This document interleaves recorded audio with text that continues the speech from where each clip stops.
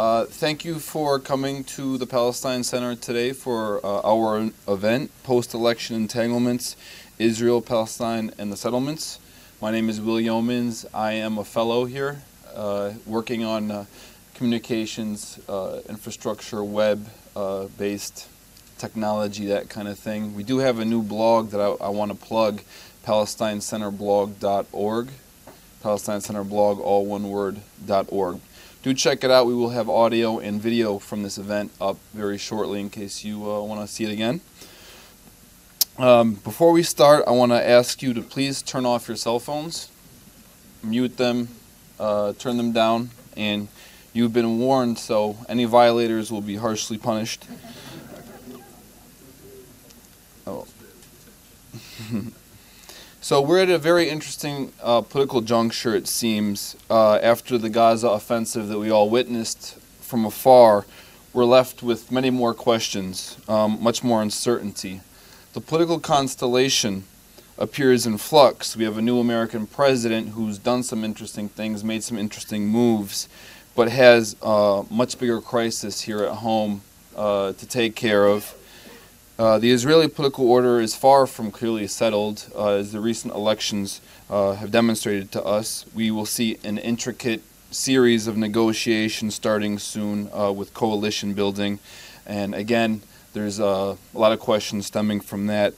At the same time, Palestinian politics is marked by division and posturing between different factions.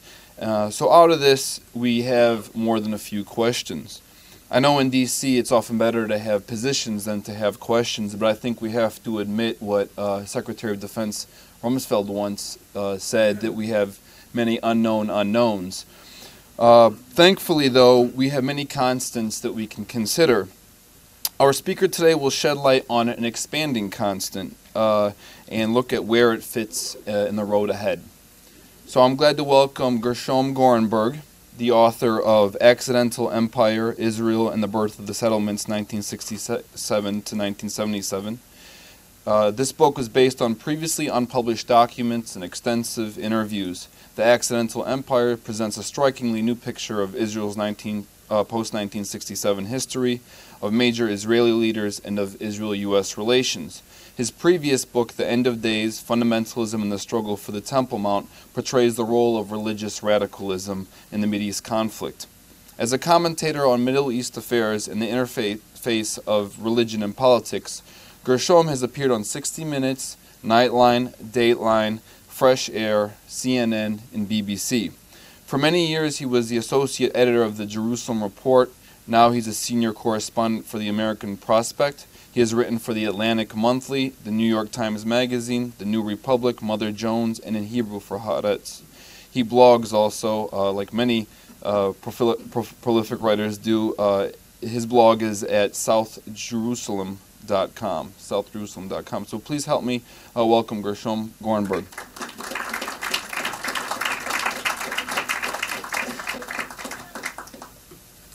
Thank you so much. I'd like to thank the Palestine Center for inviting me and all of you for coming. You truly honor me with your presence. There is a story of a Jew who walks into a pub in Belfast, and immediately a hand lands on his shoulder from behind, and somebody says, "Are you Catholic or Protestant?" And he feels this is his lucky day. He says, "I'm a Jew." And then the voice from behind him says, "Aye, but are you a Catholic Jew or a Protestant Jew?" So in Israel, when I say that I wrote a book on the settlements, people ask me, "Are you on the left or on the right?" And I say, "I'm an objective historian." And then I get the question, "Yes, but are you objectively for the left or objectively for the right?" So I would say that I did, in fact, seek in writing about the history of the settlements to write an old-fashioned history based on the documentary evidence. I also believe that history has some implications for today, including the events that Will so well summarized, the political flux of today in Israel, in the Palestinian arena, and internationally.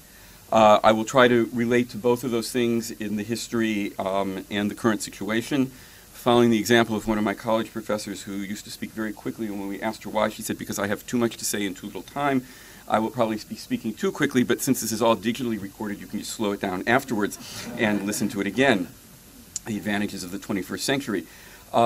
There's an irony in, and I will also add that I am describing the situation. I think it's fair to place myself here. I'm describing the situation that I'm talking about inevitably and unembarrassedly within an Israeli perspective, a particular Israeli perspective that makes the assumption, still insists on the optimistic assumption that the situation, complex and difficult as it is not a zero-sum game, but there are win-win possibilities if we only pursue them. In the lexicon of Middle East diplomacy, there is a tremendous irony that the word settlement has two meanings. One meaning is an agreement, as in a peace settlement, and the other is red-tiled Israeli houses spreading on West Bank hilltops. Obviously, these two phenomena do not sit well with each other within the same word or within the same region. I'd like to give first some historic background on how the settlement enterprise began, how this entanglement, as we've labeled it, started out, how it interacts with the election results of Tuesday, and what this might mean for policy going forward. In diplomatic accounts in English of the Middle East conflict, such as, for instance, Henry Kissinger's memoirs, other books on the peace process over the years, the settlements, the Israeli settlements in occupied territory suddenly appear in the 1970s. What this tells us is not when they began, but when the diplomats began to pay attention. When you ask Israelis and Palestinians, when did settlement in the occupied territories begin? This is a trivia game I've played on both sides of the divide.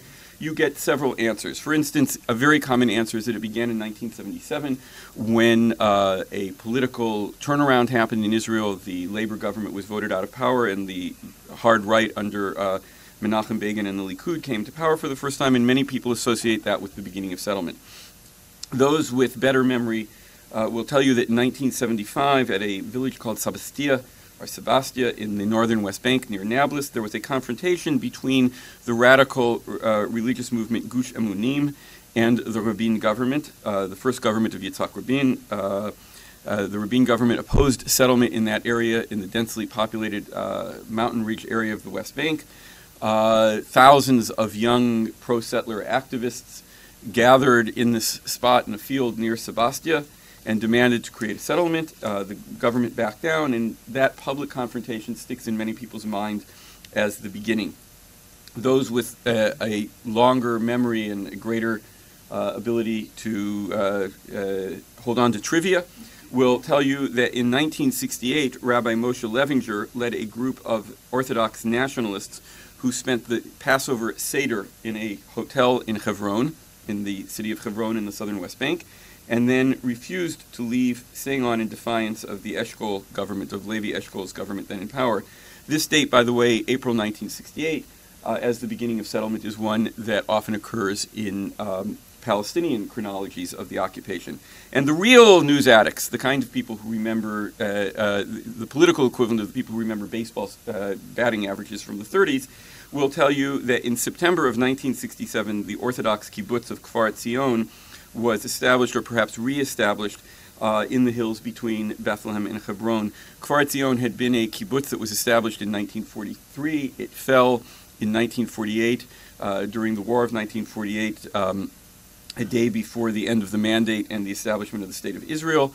And the children of Kfar Tzion demanded to go back there after the 1967 war, what's known in Israel as the Six-Day War, and to reestablish this kibbutz, and they were allowed to do so. What runs through this chronology, each of these descriptions, is, especially the ones from before 1977, is there is an assumption, a narrative, that religious settlers forced themselves on an unwilling or unwitting moderate government. And I will tell you honestly that when I wrote the outline for my book, that was the narrative I knew, and that was the outline I described to my publisher. Then I ran at full force into the facts in the archives and found myself telling a very different story. So I want to go back to June 1967 and describe a little bit of how this developed. I'm not going to try to explain the whole series of events that led to the war in June 1967. However, I will state that my